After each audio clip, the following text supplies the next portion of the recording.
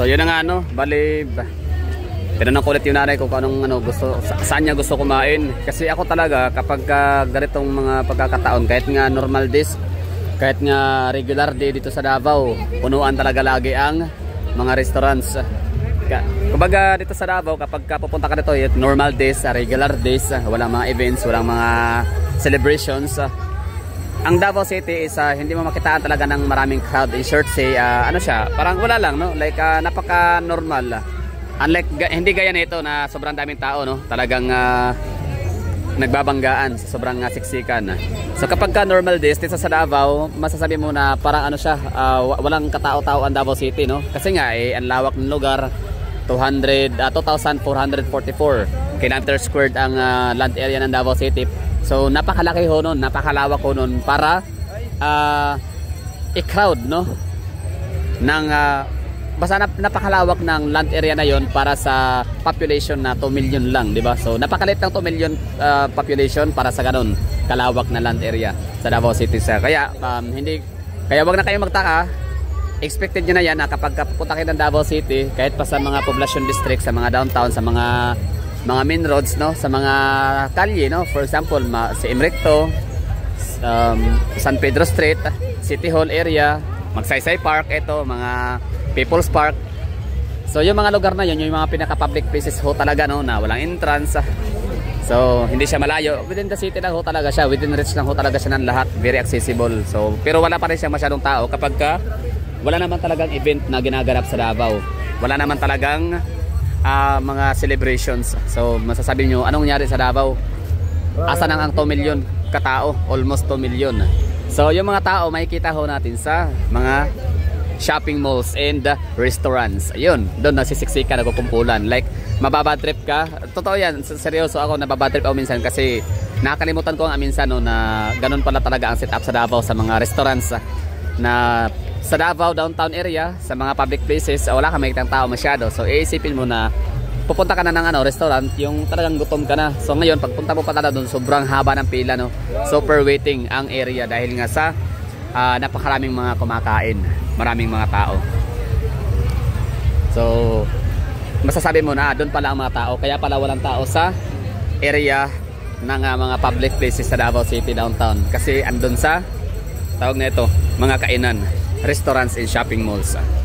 So ngayon, mula dito sa Magsaysay Park, patulak ko tayo, pupunta ko tayo ng IT Park, no? Sa may Lanang IT Park, Damusa, kung saan mayroon ding mga food parks din doon, mga food bazaars. Natin kung anong ganap.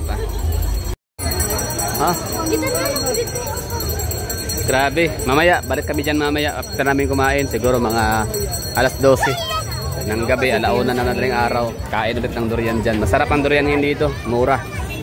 60 pesos, hindi siya hindi siya premium. Kasi nga siya, hindi siya export quality, no, yung mga ganong presyo na 60 pesos lang. Kasi ang mga export quality talaga dito sa Davao, kapag gusto niyo yung durian sa mga hindi mga taga Davao, syempre maaaring wala kayong masyadong idea or knowledge about durian variety. So dito sa Davao, ang daming durian variety, ha. Meron tayong D101 premium puyat, golden puyat, tapos Arancilio, Cove, native, basta marami. So yung pinakamasarap, pinakamahal, yung premium puyat or golden puyat kung tawagin. O diba, maging sa taxi agawan.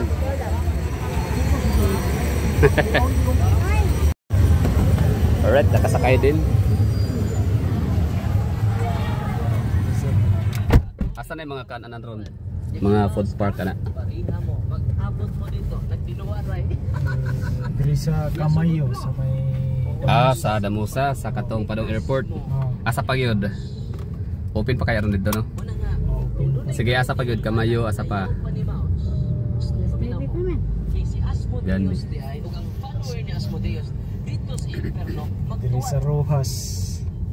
Rojas, Pasa Rojas. Sige, asa pagyod, ganang gawa sa Rojas. Okay tong Kamayo, murag ato-ato. Sige, tara, dito tapengon. Dami tao, oh. Kamayo, IT Park. Sa SM Lanang, sa na dito ron. Kukay ka pa sa sila. Kay ganina naman to yung mga artista dito. Kaya yapon ng parking dito. Grabe, ilang parking tao yun, puno-punong tao dito. San Pedro na eh, San Pedro eh, dahil tao. Di ka maka, arang-arang padriya sa magsaysay, kay pwede pa ka makasod gawas. Dito kung asa ka mo sulod, dili ka pwede mo gawas. Dito nakalapos likod. Hindi ka pwede bumalik ko. Di ka pwede balik. Kung Kailangan entrance o exit. oh, Ayaw kay Piyukan. oh, layo kayo.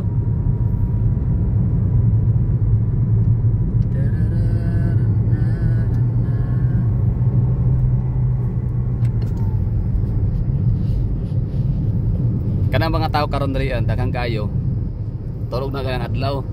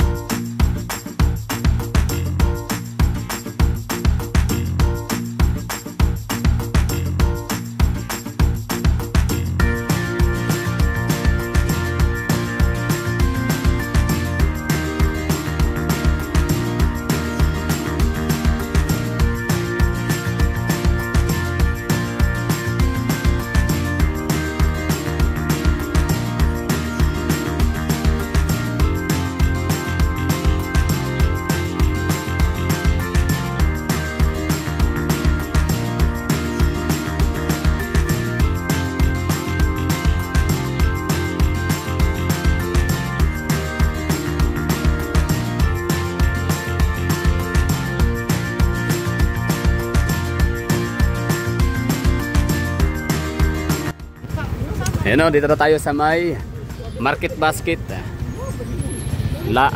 Damosa ET Park. Pagmamayari ito ng mga Lagdamio family.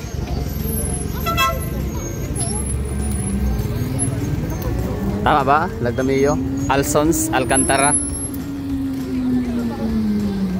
Santos Land Corporation.